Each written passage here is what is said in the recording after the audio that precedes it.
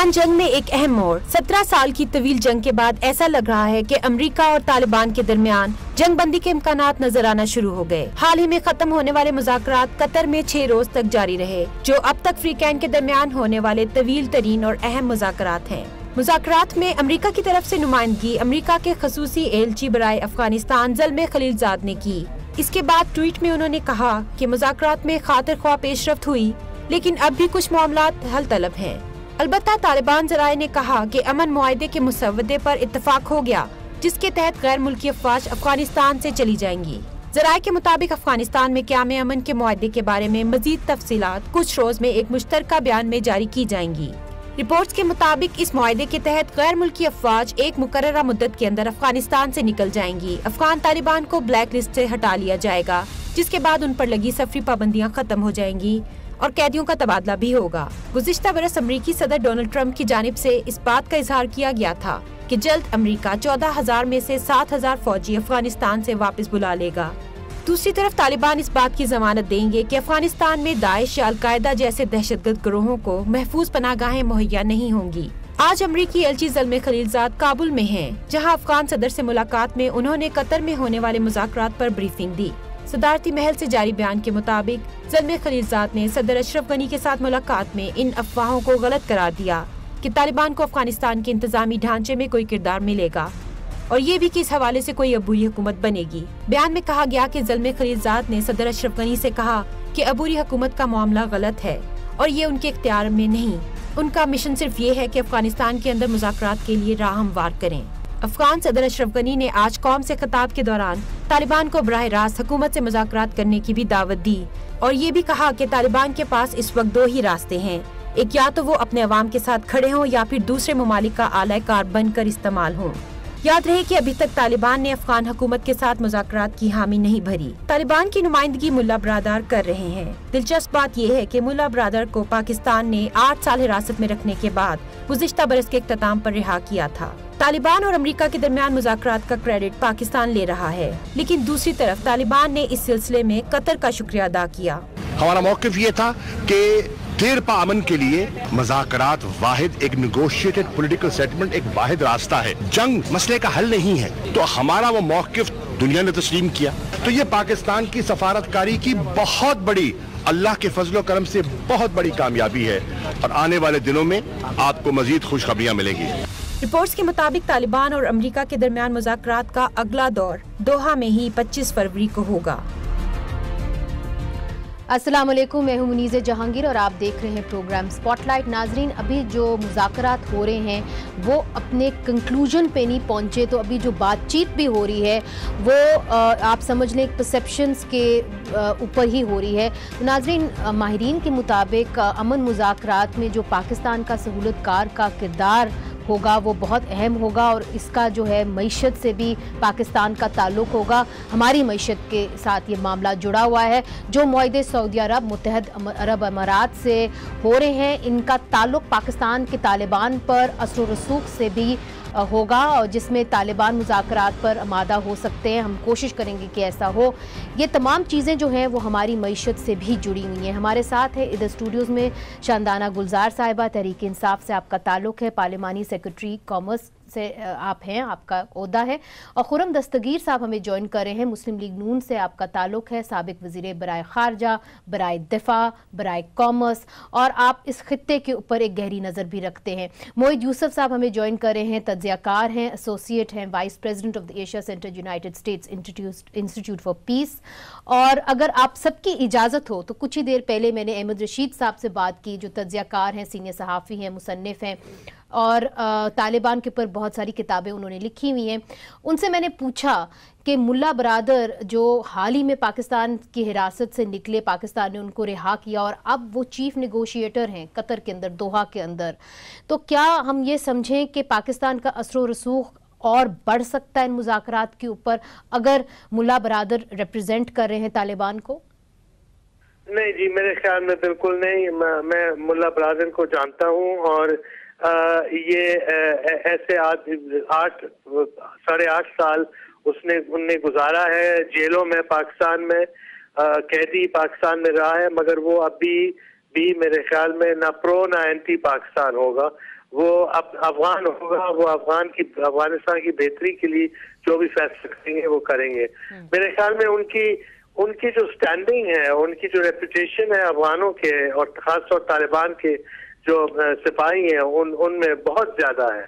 اور میرے خیال میں یہ ایک ماڈریٹ آدمی ہے اور یہ بہت عرصے سے امن مانگ رہے ہیں. آپ کو یاد ہے کہ 2001 کے بعد جب طالبان کی شکست ہوئی تو پھر بھی ان نے کرزائی صاحب کو کوشش کی کہ طالبان کو اکوموڈیٹ کیا جائے کابل میں، مگر امریکنوں نے نہیں مانا. تو احمد رشید صاحب یہ بتائیے کہ اب تو پاکستان میں ایک بدلاؤ آیا ہے، ہم نے کوشش کی ہے کہ مذاکراتی میز کے اوپر طالبان کو لائے جائیں، حالانکہ یہ بہت پہلے سے ڈیمانڈ تھا کہ آپ طالبان کو مذاکراتی میز پہ لائیں، مگر اب فائنلی ہم یہ کر بیٹھے ہیں، تو اس کی کیا وجہ ہے؟ یہ ہوا ہے کہ امریکن پالیسی جو ہے وہ پہلی دفعہ سیریسلی کوشش کر رہا ہے افغانستان سے نکلنا، اور تو پاکستان نے ایک موقع دیکھا ہے کہ امریکہ بھی اب صورتحال کو دیکھ کے اب ان کی پالیسی بدل گئی ہے. اب آپ کو یاد ہے کہ اوباما صاحب نے بھی کوشش کیا تھا رچرڈ ہولبروک کے ساتھ کہ امن ہو افغانستان میں، مگر اس وقت وائٹ ہاؤس جو تھا، نیشنل سیکیورٹی کاؤنسل امریکہ میں جو تھا، وہ پورا حمایت نہیں کر رہا تھا ہولبروک کا. اب جو ہے خلیل زاد کی پوری حمایت ہے ٹرمپ سے، اور ٹرمپ بلکہ بہت خواہش مند ہے کہ جلد سے جلد امریکی فوج نکلے. ایک اچھی خبر ہے، اور یہ پورے خطے جو ہے چین، روس، ایران، پاکستان اور یہ سب ویلکم کریں گے کہ یہ امریکہ کر رہا ہے، اور کوشش یہی ہوگا کہ امریکہ جب جائے تو ایک مکمل انتظامیہ کابل میں بن جائے جو پھر سے سول وار کی طرف نہیں جائے. بہت بہت شکریہ احمد رشید صاحب. خرم دستگیر صاحب یہ بتائیے کہ حال ہی میں ہم نے بھی مذاکرات کرائے ہیں، پاکستان نے بھی UAE کے اندر، ابو دھابی کے اندر طالبان اور امریکی حکام کے درمیان. اب قطر چاہ رہا تھا کہ یہ مذاکرات ہو، چونکہ قطر دوحہ کے اندر ان کا دفتر بھی تھا. ہم قطر کے ساتھ اچھے تعلقات چاہتے ہیں، LNG کی بات کر رہے ہیں کہ اس کی قیمت کو کم کی جائے. تو اگر ہم ٹیک اوور کر لیتے اور کوشش کرتے ٹیک اوور کرنے کی یہ طالبان کے مذاکرات کی، تو اس کا اثر کیا ہوگا پاکستان اور قطر کے تعلقات کے اندر؟ جی ہمیں تو کوشش اصل میں یہی کرنی ہے کہ افغانستان میں جو بھی پروسیس ہونا ہے اس کے ہم سہولت کار ہی رہیں، اس میں کبھی بھی ٹیک اوور کرنے کی بات نہ کریں، کیونکہ ایک ہسٹری ایسی ڈیولپ ہو چکی ہے افغانستان کے اندر. امریکہ کے جانے کے بعد بھی ہم نے اسی افغانستان کے ساتھ رہنا ہے. تو ہمیں تو کوشش کرنی ہے کہ ہم ضرور میکسیمم ایفرٹ کریں، اور پاکستان نے آپ کے ناظرین میں سے کچھ کو اندازہ ہوگا کہ نہ صرف 22 اکتوبر کو ملا برادر کو ریلیز کیا، بلکہ 25 اکتوبر کو ہمیں نام نہیں معلوم لیکن 2 اور مزید سینئر طالبان لیڈر کو رہا کیا، اور پھر 13 نومبر کو بھی 2 مزید اور سینئر طالبان لیڈر جو ہماری حراست میں ان کو رہا. پاکستان نے 3 راؤنڈز کیے ہیں طالبان کے جو سینئر لیڈرز تھے جو ہماری حراست میں تھے، ان کو ہم نے ریلیز کیا ہے. تو ہمیں تو کوشش یہی کرنی ہے کہ ہم یہ پروسیس جو ہے یہ افغان لیڈ ہی رہے. لیکن دلچسپ بات یہ ہے کہ طالبان جو ہیں وہ ابھی افغان حکومت کے ساتھ گفتگو نہیں کرنا چاہتے، کوئی مذاکرات نہیں کرنا چاہتے. ان کی ڈیمانڈ آج سے 10 سال پہلے بھی وہی تھی جو آج بھی ہے، کہ انہوں نے امریکہ سے بات کرنی ہے، اور وہ امریکہ جو ہے فائنلی صدر ٹرمپ کی جو ایک بہت ہی میں کہوں گا کہ ایبرپٹ پالیسی چینجز ہوتے ہیں، ان کی وجہ سے اب امریکہ تیار ہو گیا. تو پاکستان کو تو اپنا فیسیلیٹیٹنگ رول رکھنا ہے، مگر خرم صاحب یہ بتائیے کہ جب طالبان شکریہ ادا کرتے ہیں تو وہ شکریہ ادا تو قطر کی حکومت کا کرتے ہیں، پاکستان کی کاوشوں کو تو وہ ریکگنائز ہی نہیں کرتے. جی وہ اس لیے نہیں کرتے کہ پاکستان کی جو ایک بڑی پیچیدہ ریلیشن شپ رہی ہے امریکہ کے ساتھ، تو اس کی وجہ سے وہ پاکستان کو ایک سیپریٹ جو ان کے سپورٹر کے طور پہ اب وہ نہیں دیکھ رہے. پاکستان نے آپ کے ناظرین کو یاد کرا دوں 2014 میں بھی 2015 میں بھی کوشش کی تھی. پہلی کوشش مری میں ہوئی، باقاعدہ طور پہ ٹاک بالکل ہوئی جی، جس کو سکٹل کیا کہ جی ملا عمر کی جو ہلاکت ہے اس کا اعلان کر دیا گیا. اور دوسری جو کوشش کی 2015 میں وہ سکٹل ہوگی جب مولا منصور کو اسیسنیٹ کیا امریکہ نے اپنے ایک ڈرون اٹیک کے ذریعے بلوچستان میں. تو ہم تو مستقل یہ جو آج کی پالیسی ہے اس کے اوپر بہت عرصے سے عمل پیرا ہے. حقیقت یہ ہے کہ صدر ٹرمپ نے جو ملک شام میں سیریا میں جو ایک ایبرپٹ چینج کیا ہے اس کی وجہ سے it has focused every one's mind کہ بھی افغانستان میں اتنا ایبرپٹ چینج نہیں ہونا چاہیے, کوئی نہ کوئی نیگوشیٹڈ اینڈ لے کر آئیں. لیکن جب تک جو ہے وہ ایشو ابھی تک صرف وہیں پھنسا ہوا ہے کہ طالبان ہیں, اس حد تک تو مانتے ہیں کہ جی القاعدہ اور داعش کو ہم جگہ نہیں دیں گے اور امریکہ کے خلاف اپنی سرزمین کو استعمال نہیں ہونے دیں گے. لیکن جو دو سیریس ایشوز ہیں کہ کیا وہ افغان حکومت سے بات کریں گے, یہ ابھی تک واضح نہیں ہے. اور دوسرا یہ کہ کیا وہ سیز فائر بھی کریں گے, یہ بھی واضح نہیں ہے, کیونکہ اس موسم سرما میں انہوں نے سیز فائر نہیں کیا اور جو خاص طور پہ بھی ورسک میں 100 سے زیادہ جو این ڈی ایس کے انہوں نے جو لوگ ہیں ان کو ہلاک کیا ہے. تو یہ بڑا ایک عجیب معاملہ ہے, پیچیدہ معاملہ ہے. پاکستان کو بہت بجائے یہ کہ ہم پری میچورلی فتح کا اعلان کر دیں, بہت سوچ سمجھ کر آگے بڑھنا چاہیے. اچھا موحد یوسف صاحب, بات یہ ہے کہ پاکستان کو جس طرح انہوں نے کہا کہ بڑے سوچ کے قدم اٹھانے چاہیے, مگر ہمارے تعلقات ہم اچھے چاہتے ہیں قطر کے ساتھ, سعودی عرب کے ساتھ اور یو اے ای کے ساتھ. اب مجھے یہ بتائیے کہ سعودی عرب اور قطر کی تو ایک بہت تلخی سے بھی زیادہ ایک طریقے سے جنگ رہی ہے, تو یہ بتائیے کہ ان معاملات کے اندر ہم کیسے ان کو سب کو اکٹھے مل کے ان کو سیٹسفائی کر پائیں گے؟ دیکھیے میرے نزدیک منیز پاکستان نے اس پروسیس کو ٹھیک ہینڈل کیا ہے. پاکستان کے مفاد میں نہیں ہے کہ افغانستان کے پیس پروسیس میں یہ جو گلف پولیٹکس ہے, گلف کنٹریز کی سیاست جو اب سعودی عرب, قطر, یو اے ای, قطر, ان کا جو آپس میں اس وقت تناؤ ہے وہ اس کے بیچ میں پاکستان پھنسے. جو یو اے ای والی ملاقات تھی وہ پاکستان نے یو اے ای کا جو ہے چناؤ نہیں کیا تھا, اس میں اور فیکٹرز تھے, لیکن بہرحال وہ میٹنگ وہاں پہ ہوئی تھی. اس کے بعد آپ نے دیکھا طالبان جو ہے وہ ایران گئے, ایران نے وہاں پہ ہوسٹ کیا اور ایک سٹیٹمنٹ دلوائی کہ ہم تو قطر میں کرنا چاہتے ہیں, کیونکہ ظاہری بات ہے ایران اس گلف پولیٹکس کا بڑا سیریس پارٹ ہے. اب وہ قطر میں ہو رہی ہے تو پاکستان نے اس کو فیسیلیٹیٹ کیا, اور پاکستان کا یہی موقف ہونا چاہیے کہ جہاں بھی امریکہ, طالبان, افغانستان وغیرہ بات کرنا چاہیں وہاں پہ وہ بات ہو, پاکستان اس کو فیسیلیٹیٹ کرے. میرے نزدیک اگر یہ بات ہو رہی تھی کہ پاکستان میں ہونی چاہیے بات چیت اور طالبان نے اس کو رد کیا اور انہوں نے کہا وہ دوحہ میں کرنے چاہتے ہیں, پاکستان میں تو بالکل نہیں ہونی چاہیے. ایک دفعہ ہم مری کی یہ ٹاکس جو ہے وہ کروا چکے ہیں, اس کا رزلٹ دیکھ چکے ہیں, اس میں سے تو آپ اگر کچھ نکل آتا ہے تو پھر بھی نقصان ہے, نہ نکلے پھر بھی نقصان ہے, بیکاز وہ آپ سینٹر سٹیج بن جاتے ہیں. پاکستان کا جو اثر و رسوخ ہے طالبان پہ وہ یہی ہے کہ ان کو میز پہ لایا جائے, وہ جہاں بھی میز پہ بیٹھے, اس کے آگے کوئی اتنا انفلوئنس ایسا نہیں ہے پاکستان کا کہ اب وہ ان کو یہ بات منوائیں وہ بات منوائیں.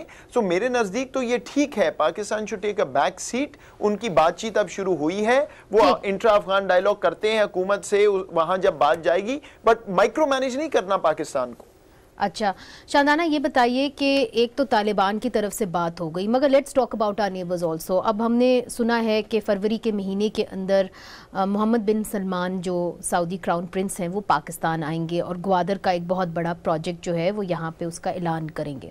جب وہ ادھر آئیں گے تو ہم اچھے تعلقات تو ایران کے ساتھ بھی چاہتے ہیں, تو ایران اس کو کیسے دیکھے گا, and how will be try and balance it out with Iran? Thank you Muneeza. دیکھیں دنیا میں آپ نے دیکھا ہوگا کچھ ایسے ممالک ہیں جو اپنے آپ کو وقت کے ساتھ نیوٹرل ڈکلیئر کر دیتے تھے officially. Switzerland is one of them. ابھی ریسنٹلی ترکمنستان نے یہ کیا ہے, سویڈن نے بھی کیا تھا. ہر ملک کی ایک پیکیولر سچویشن ہوتی. پاکستان کا میں بتاتی چلوں, بادشاہ خان ہمارے جو کے پی سی ریولوشنری تھے, اپنے وقت سے پہلے ریولوشنری تھے, انہوں نے ایک بات کہی تھی کہ پاکستان, ان کی کتاب میں, کہ پاکستان کا مسئلہ یہی ہے کہ جہاں وہ جیوگرافکلی لوکیٹڈ ہے بٹوین ایران, چائنا, انڈیا, ہم جائیں کہاں تو جائیں, ایک سمندر ہی ہمارے سامنے. تو میں یہی تو آپ سے پوچھ رہی ہوں کہ ایران کا پھر آپ کیا کریں گے؟ سو کمنگ ٹو دیٹ جی, ہسٹوریکلی ہمارا رول ہمیشہ امپورٹنٹ رہا ہے.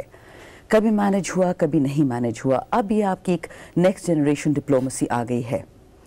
ہمارے جو اپنے حالات ہیں, ہم نے your own house in order, لیکن جب آپ کو دنیا خود کہہ رہی ہے کہ آپ ہمارے لیے سہولت کاری یا ثالثی کریں, इफ यू रिकॉल जब प्राइम मिनिस्टर गए थे सऊदी, उनको रिक्वेस्ट हुई थी कि आप मुज़ाकरात में हमारी मदद करें यमन के साथ, यमन के इशू को उठा के, फिर उससे अजीब अजीब वफाएं चली थी। ये दूसरी दफ़ा हुआ है कि पाकिस्तान से एक फैसिलिटेटिव, अब फैसिलिटेटिव और पीस मेकिंग में फ़र्क होता है। कि मोहम्मद बिन सलमान अगर यहाँ पे आएंगे तो ईरान उसको कैसे बता रही हूँ आपको, क्योंकि वो ग्वादर के अंदर $10 बिलियन का प्रोजेक्ट लगा रहे हैं ना जी। मैं आपको ये बताना चाह रही हूँ कि एक एवोल्यूशन हुई है पिछले 5 महीनों में पाकिस्तान की रोल की एक हम तो हमेशा थे यहीं से थे ना, पिछले 5 साल में और तो कोशिशें हुई वो कहीं नहीं पहुंची, कुछ हालात बदले हैं, कुछ हम बदले हैं। आई फील कि पाकिस्तान, जिस तरह खुरम साहब ने बोला कि we have to recognise our importance, लेकिन हमें उस हद तक आगे जाना चाहिए होगा इन फैसिलिटेटिव टॉक्स में जहाँ तक हम देखें कि हम न्यूट्रल रह पाएंगे। you're not answering my question कि वो ये है कि ईरान के साथ अब बैलेंस कैसे करेंगे अगर and that's exactly what I'm saying. We'll have to look at our own best interest. How will we balance it is we will look at our relationship with Iran on trade. For example, हम उनके साथ FTA के talks शुरू कर चुके हैं, Saudi के साथ हम इन्वेस्टमेंट की बातें कर रहे हैं, हम उतना ही आगे जाएंगे जितना वो हमें इनवाइट कर रहे हैं, उससे ज्यादा आगे जाने की जरूरत नहीं है, which is what I was trying to say in Khurram साहब, आप इस मामले को कैसे देखते हैं? क्योंकि मोहम्मद बिन सलमान का इधर आना बहुत बड़ी, मेरा ख्याल है, पाकिस्तान तहरीके इंसाफ की एक आप समझ लें कामयाबी होगी, और यहाँ पे वो ऑयल रिफाइनरी लगाने जा रहे हैं, $10 बिलियन की ऑयल रिफाइनरी गवादर के अंदर। ईरान इस मामले को कैसे देखेगा and should we be concerned कि ईरान कैसे देखता है इस मामले को? जी, हमें कंसर्न होना चाहिए डेफिनेटली, लेकिन हकीकत ये भी है कि पाकिस्तान की जो इकोनॉमिक सिचुएशन है, उस सिचुएशन में हमें बहरहाल अपने जो सऊदी दोस्त हैं उसके ऊपर इन्हिसार एक दफा फिर करना पड़ा है।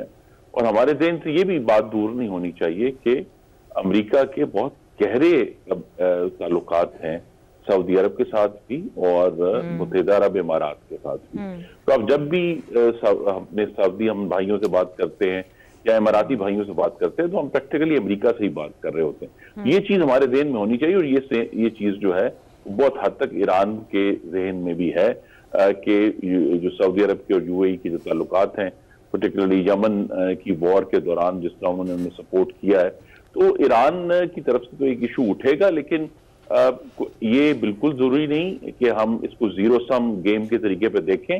अगर हुकूमत वक्त जो है वो ईरान को ये समझाए उनकी हमारी एक सिचुएशन है, तो हम इससे आगे बढ़ सकते हैं। लेकिन बहरहाल वक्ती तौर पे तो ईरान को जरूर एक तशवीश होगी, क्योंकि गवादर हम सब जानते हैं कि ईरानी सरहद से तो चंद किलोमीटर दूर है, और चाबहार पोर्ट भी तो है जी, वहां पे चाबहार पोर्ट भी तो ईरान सपोर्ट कर रहा है जी।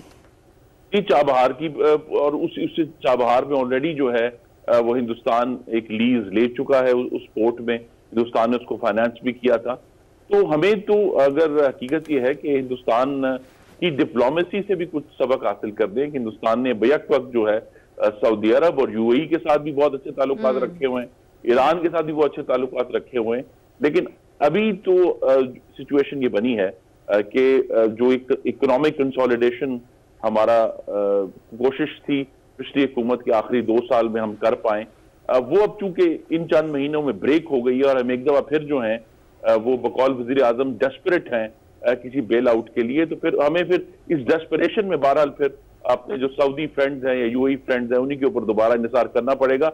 और ईरान के साथ जो ताल्लुकात हैं वो अगर खराब नहीं तो कम से कम फिर कुछ देर के लिए जो है वो जरूर हो जाएंगे, थोड़ा उसमें कुछ स्टेसिस जरूर आएगा, वो इतनी तेजी से नहीं आगे बढ़ सकेंगे जितनी तेजी से हम चाहते हैं। मगर जो आपने एक बात की है कि क्या हमें इतनी ओवर डिपेंडेंसी दिखानी चाहिए अरब मुमालिक के ऊपर, इसके ऊपर हम गुफ्तगू को आगे बढ़ाएंगे वक्फे के बाद। वेलकम बैक नाजरीन। मोहित यूसुफ साहब, ये बताइए, जिस तरह के खुरम दस्तगीर साहब कह रहे थे कि हमें एक बैलेंसिंग एक्ट करना होगा इस रीजन के अंदर, तो अगर हम इतने करीब हो रहे हैं अरब मुमालिक से तो इसका इम्पैक्ट क्या होगा ईरान और पाकिस्तान ताल्लुकात के ऊपर? इससे पहले तो एक बात समझना ज़रूरी है, आपके मेहमान ने न्यूट्रलिटी की पहले बात की, फिर बैलेंसिंग एक्ट की। देखिए, बैलेंस तो इस वक्त ख़त्म हो चुका है, तो लेट्स नॉट प्रिटेंड जो मामलात इकोनॉमिक कंपल्शन इस वक्त हमारी हैं जो अरब अमारात से, सऊदी अरब से हम चंदा लेके आए हैं, उसके बाद न्यूट्रलिटी वाला मामला तो ख़त्म हो चुका है। तो इसको तो क्लियर कर लें पहले बात।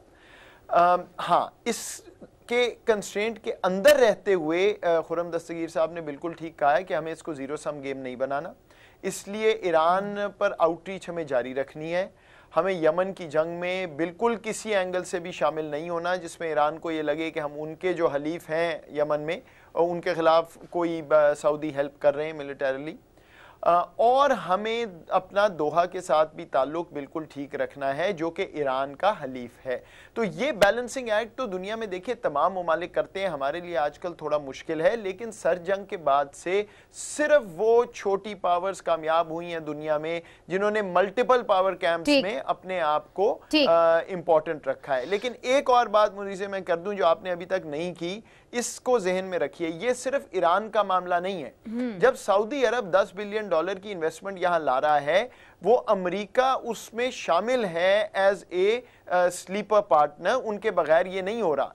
तो जब वो होगा तो गवादर में चाइना मौजूद है इससे पहले। तो एक और बैलेंसिंग एक्ट जो है वो सऊदी अरेबिया, अमेरिका और चीन का जो एक मामला है, नहीं वो मैं आपकी बात समझ गई हूँ, मगर Mohit I have a question for you. अगर अमेरिकन निकाल लेते हैं अफवाज अफगानिस्तान से और अफगानिस्तान के अंदर जंग फिर से शुरू हो जाती है, तो फिर यहाँ पे सीपेक का क्या होगा? क्योंकि ये भी चाइनीज की डिमांड रही है कि जी आप अफगानिस्तान को भी सीपेक का हिस्सा बनाएं। नहीं देखिए, अगर मैं आपका सवाल समझ सका हूँ, आवाज़ थोड़ी सी कट रही थी, लेकिन जहाँ अमेरिका के इनखला की बात है और अफगानिस्तान में इंस्टेबिलिटी की बात है, देखिए अमेरिका निकले या ना निकले, पाकिस्तान का तो हमसाया अफगानिस्तान ने रहना है। पाकिस्तान को रीजनल कनेक्टिविटी की बात करनी है और स्टेक्स डेवलप करने हैं अमेरिका के भी, चीन के भी, सऊदी अरब के भी, अफगानिस्तान के भी, कि पाकिस्तान की स्टेबिलिटी में सारों को फायदा हो। वो किस तरह होगा? सीपेक को आप एक्सटेंड करेंगे अफगानिस्तान में, उसमें पाकिस्तान पार्ट होगा। अमेरिका, सऊदी अरब की इन्वेस्टमेंट आएगी गवादर में, पाकिस्तान के प्राइवेट सेक्टर में, उनको यहां पे स्टेबिलिटी से फायदा होगा। अगर हम ईस्ट वेस्ट कनेक्टिविटी की तरफ जाते हैं तो उसमें हिंदुस्तान का इन्हिसार पाकिस्तान पे बढ़ेगा, सेंट्रल एशिया का बढ़ेगा। आपको अपने आप को अगले 10 साल के लिए एक मेल्टिंग पॉट बनाना है खित्ते के लिए और दुनिया के लिए इक्तिसादी तौर पे। अगर हम एक्सक्लूजनरी पॉलिटिक्स की तरफ ही रहे, इसको निकाल दें, इसको ले आए, तो वो जो प्रॉक्सी वॉर्स हैं वो दोबारा अफगानिस्तान में और पाकिस्तान में शुरू हो जाएंगी, जो हम इतने बरसों से भोगतते रहे हैं। हमें इन्वर्ट करना है अपने मॉडल को। ठीक, मगर चंदाना मेरा ख्याल है ये काफ़ी मुश्किल होगा, क्योंकि what ever will happen in Pakistan will also depend कि अफगानिस्तान के अंदर इस वक्त क्या हो रहा है। नाउ टेल मी, एक परसेप्शन है, परसेप्शन ये है कि चूंकि हमने मुज़ाकराती मेज़ के ऊपर हम तालिबान को ले आए हैं, तो जब अब IMF के पास हम जाएंगे तो हमारी कंडीशन ज़्यादा नर्म होगी। ये सही परसेप्शन है? I don't see what one has to do with the other. ये तो इफ़ यू रिकॉल एक फ़नी सा इशू उठा था एट वन पॉइंट जब क्रिस्टीन लगार्ड पे ये क्वेश्चन आया था कि जी can America dictate the terms under which a loan potential IMF loan could be given to Pakistan given तो है नहीं बिल्कुल, बट जो उन्होंने कहा था कि जी सीपेक के लोन्स नहीं रीपे करने, एक स्टेटमेंट आई थी यूनाइटेड स्टेट्स से। क्रिस्टीन ने बहुत अच्छा जवाब दिया कि हम हर मुल्क को एक स्टैंडर्ड फैसिलिटी के थ्रू लोन्स देते हैं, हमारे एक एस्टैब्लिश रूल्स ऑफ प्रोसीजर हैं, वो फिर सीपेक हो, वो फिर पाकिस्तान हो, वो तालिबान हो, उससे उसका कोई ताल्लुक नहीं होता। मगर अब आपकी हुकूमत ने हतमी फैसला कर लिया है कि आप IMF से लोन लेंगे? नहीं जी, हम इस वक्त भी एज वी से पॉलिसी बिल्डिंग के ज़ुमरे में है। हम देख रहे हैं कि what is best for Pakistan. अगर हमें लगा लेट्स से 2 महीने बाद कि हमें ज़रूरत है IMF के पास जाने की, तो ज़रूर जाएंगे, कोई चीज़ हमें नहीं रोक पाएगी, रोकने भी चाहिए मुल्क के मफाद में। पर अगर सिर्फ एक शोमनशिप करनी है कि जी देखिए हम भी IMF के पास चले गए और मुल्क को कोई उसको फ़ायदा नहीं हुआ, तो नहीं, हम ऐसे नहीं करेंगे जी। तो फिर आप अपना कैसे पूरा करेंगे? रेवेन्यूज़ को तो आपको बढ़ाना पड़ेगा, वो आप बढ़ा नहीं रहे, हाउ विल यू मैनेज? देखिए मैं आपको बता दूं, अगेन ब्लेम गेम मुझे पसंद नहीं होती, लेकिन आप पिछली जितने भी हमारे IMF की बेलआउट्स हैं, फॉरगेट द लास्ट 10 years, जब भी होता था 3 दिन की नेगोशिएशंस होती थी और वो जो कहते थे we sign on the dotted line and we were done. ये पहली दफ़ा हुआ कि IMF पाकिस्तान आया, 15 दिन की प्रोट्रैक्टेड नेगोशिएशंस हुई, जिसका रिजल्ट क्योंकि हमारे फेवर में नहीं आ रहा था, तो हमने उसको डिले कर दी कि let's see what we can do on our own. हम पहले भी मैनेज करें, आगे भी करेंगे। देखिए आप ये तो नहीं कर सकते कि पाकिस्तान एक आइसोलेटेड छोटा सा मुल्क है जो सिर्फ IMF की वजह से अफ्लोट है। ज़रूरत पड़ी टू शोर अस अप सर्टेनली, बट नहीं, नॉट یہ اس کو ایسے نہیں دیکھنا چاہیے کہ یہ سب صاحب یہ جو شاندانہ کہہ رہی ہیں یہ ایک کریکٹ اسٹریٹجی ہے، چونکہ بہت سے لوگ یہ کہہ رہے ہیں کہ اتنے سخت تھے آئی ایم ایف کے شرائط کہ یہ شاید ایک بہتر آپشن تھا کہ یہ گئے اور انہوں نے مختلف ملکوں سے لون لیا، اور اب آئی ایم ایف کے ساتھ شرائط جو ہوں گے وہ کچھ نرم ہوں گے۔ ہمیں تو معاشیات میں جو پہلا سبق دیا گیا وہ یہ تھا کہ دیر از نو فری لنچ۔ یہ بڑا واضح ہے کہ ان 5 مہینوں میں اگر کوئی فورن پالیسی میں تبدیلی آئی ہے وہ یہ ہے کہ پی ایم ایل این کی گورنمنٹ نے پرائم منسٹر نواز شریف کی لیڈرشپ میں جو ایک پیوٹ اوے کیا تھا امریکہ کی طرف سے، یعنی ہم امریکہ سے آگے سے ہٹے تھے کچھ اور ہم نے اپنے تعلقات بڑھائے تھے چین کے ساتھ، رشیا کے ساتھ نئے دروازے کھلے، پاکستان اور رشیا کی تاریخ کا پہلا ڈیفنس ایگریمنٹ کوآپریشن ہوا، پہلی دفعہ جو ہے وہ ملٹری ایکسرسائزز جو آج تک جاری ہیں، جوائنٹ ایکسرسائزز وہ ہم نے شروع کی، ہم نے رشین ملٹری اکوپمنٹ خریدنا شروع کیا۔ وہ جو ایک پیوٹ اوے تھا، اسینشلی جو ایک لارجر گروپنگ دنیا میں بن رہی ہے، چائنا، ایران، ترکی، رشیا اور کچھ حد تک قطر بھی جو اس کے اندر شامل ہو رہا ہے، تو ہمارا جو تھا وہ پیوٹ ہٹا تھا۔ اس کی بہت دوسری بھی وجوہات تھی کہ پاکستان نے یمن کی جنگ میں نیوٹرل رہنے کا فیصلہ کیا تھا۔ اب یہ نظر آیا ہے کہ اس حکومت کے آئی ایم ایف کے پاس فوراً نہ جانے کی وجہ سے وہ پیوٹ جو ہے وہ اب واپس امریکہ اور اس کے حواری جو ہیں سعودی عرب اور یونائٹڈ عرب ایمریٹ، جو کہ ہمارے دوست بھی ہیں، ایک تاریخی ہمارا تعلق ہے، وہاں لاکھوں کی تعداد میں ہمارے پاکستانی بھائی اور بہنیں کام کرتے ہیں، تو وہ پیوٹ جو ہے جو ہٹا تھا امریکہ سے وہ واپس آ گیا ہے، اور اسی کا ہم نتیجہ دیکھ رہے ہیں کہ یہ جو انویسٹمنٹس آ رہی ہیں، یہ انویسٹمنٹس اور یہ جو ہمیں ڈپازٹس ملے ہیں یہ کاسٹ فری نہیں ہے، ان کی ہمیں فورن پالیسی میں ایک کاسٹ دینی پڑے گی کہ وہ جو پیوٹ تھا وہ واپس آئے گا۔ اور دوسرا یہ ہے کہ ہمیں یہ بھی دیکھنا ہے کہ پاکستان تحریک انصاف کی گورنمنٹ نے ایک بہت بڑا چینج آیا ہے کہ جو پہلے اپنی بطور ان اپوزیشن سعودی عرب کے معاملے میں سکیپٹیکل تھے، اب وہ انتھوزیاسٹک ہیں، اور جو قطر کے ساتھ ایل این جی کا اگریمنٹ تھا جیسے بہت زیادہ کرٹیسائز کیا گیا پی ٹی آئی کی طرف سے، اب اسے پوری طرح ایکسپٹ کر لیا گیا ہے اور یہ کہا گیا کہ اب تو ہم اس میں مزید نرمی چاہ رہے ہیں۔ یہ ان کی اپنی جو آئی ایم ایف میں نہ جانے کی وجہ سے جو سچویشن پیدا ہوئی ہے اس کے ڈائریکٹ کانسیکوینسز ہوئے ہیں پاکستان کی فورن پالیسی پہ، اور یہ کانسیکوینسز کچھ سال جاری رہیں گے، اتنی جلدی ریورس نہیں ہوں گے۔ اور معیشت کے پر بھی آپ کہہ رہے ہیں کہ پھر براہ راست اثر ہوگا؟ جی ایبسولوٹلی ہوگا، کیونکہ ہم نے جو ہے وہ جو ایک کانسیپٹ تھا کہ چائنا کی طرف سے انویسٹمنٹس آ رہی تھیں، وہ انویسٹمنٹس اب ریسنٹلی رپورٹس آئی ہیں کہ حکومت نے کہا ہے کہ جی مزید اب ہم چائنا سے جو الیکٹریسٹی جنریشن پلانٹ ہیں وہ ہم مزید نہیں لگائیں گے، پاکستان کے پاس بجلی پوری ہو گئی ہے، تو یہ جو اور اس کی بجائے اب نیچرلی ہم جو ہے سعودی عرب سے ریفائنری جو ہے وہ مجھے تو خوشی ہوگی کہ ضرور لگنی چاہیے پاکستان میں، مزید پاکستان کی پروڈکٹیوٹی امپروو ہونی چاہیے، لیکن ایز اے سیڈ وہ جو چائنا کے ساتھ ون بیلٹ ون روڈ اور اوور آل ایک پاکستان کا پیوٹ اوے تھا، وہ واپس امریکہ کی طرف جو ہے ہمارا جھکاؤ وہ اس طرف جاتا محسوس ہو رہا ہے، کیونکہ میں پھر یاد کرا دوں کہ اگرچہ سعودی عرب اور یو اے ای سے ہمارے بہت اچھے اور تاریخی تعلقات ہیں، لیکن وہ اس خطے میں ایران کے خلاف امریکہ کے بہت پکے حواری ہیں، اور امریکہ نے بھی ان کو یمن میں بہت سپورٹ کیا ہے۔ یہ اہم بات آپ نے کی، would you like to give a quick response before we go on? Rather than response, I want to point out a certain nuance here. آپ کو پتہ ہے اس وقت کہ امریکہ کی حکومت کل سے نیگوسیشنز میں ہے، اپنی ہی حکومت، ان کا شٹ ڈاؤن تھا فیڈرل گورنمنٹ کا، تنخواہیں نہیں مل رہی ہیں، بہت برا حال ہے، کیونکہ پریزیڈنٹ ٹرمپ ڈیمانڈ کر رہے تھے کہ ان کا کہنا کہ جو اوور ڈیپینڈنس ہے آپ نہیں میں اس پہ آتی ہوں، میرا جواب پورا سن لیجئے۔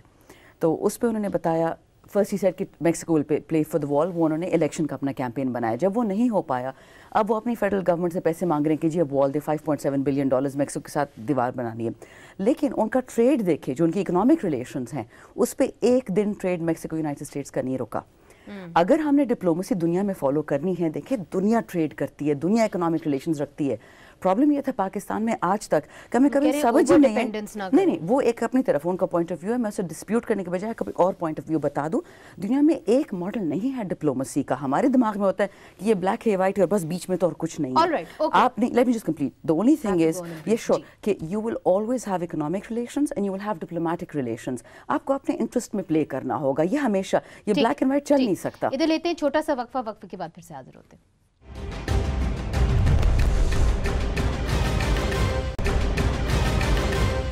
वेलकम बैक नाजरीन। खुर्रम दस्तगीर साहब, हाल ही में हमाद अजहर साहब जो हैं उन्होंने ये कहा है कि जो फाइनेंशियल एक्शन टास्क फोर्स पे हमें डाला गया है ग्रे लिस्ट के ऊपर, आने वाले दिनों के अंदर हमें उतार लिया जाएगा। आप समझते हैं कि हम ये तवक्को कर सकते हैं कि हमें फैटफ के लिस्ट से उतार लिया जाएगा आने वाले दिनों में?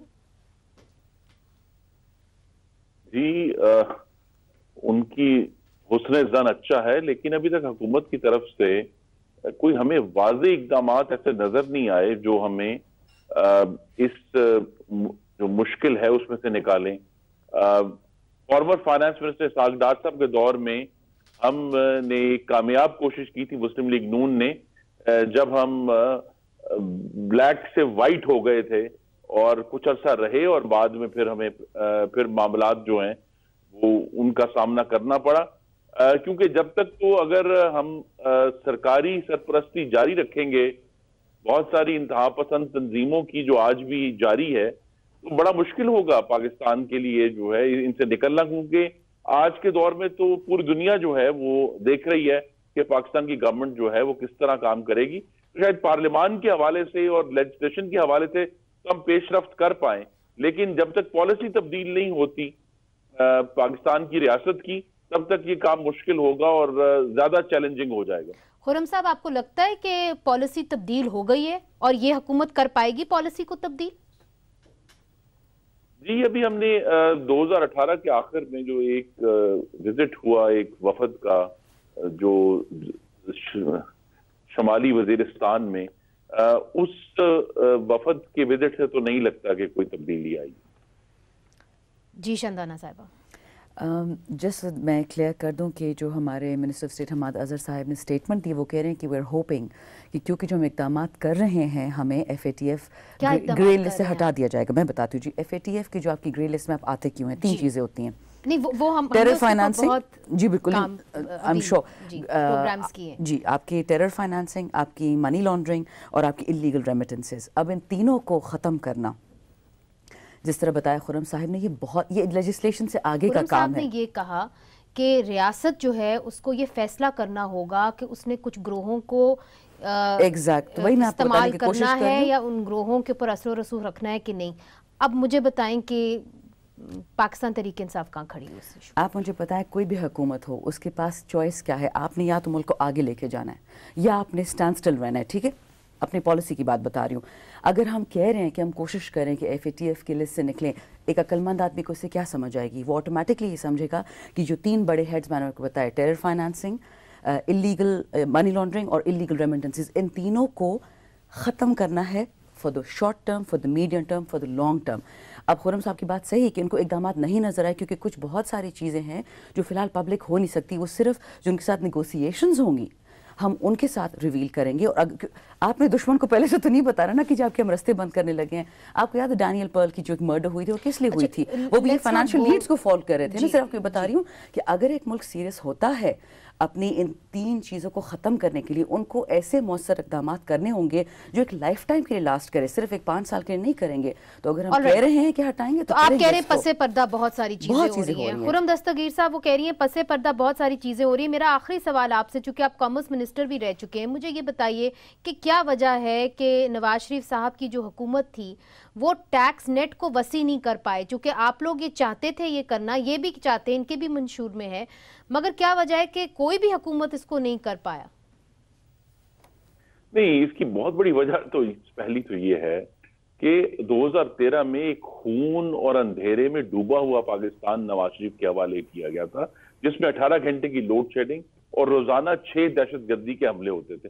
पहले तो हमने उस इमरजेंसी से निपटना था ना, वो हम निपटे। अल्लाह के करम से पाकिस्तान में आज दहशतगर्दी की सूरत हाल पहले से इंतहा दर्जे बेहतर है। पाकिस्तान में अल्लाह के करम से बिजली और गैस की सूरत हाल जो है उसका इंफ्रास्ट्रक्चर जो है पहले से जो है इंतहा दर्जे बेहतर है।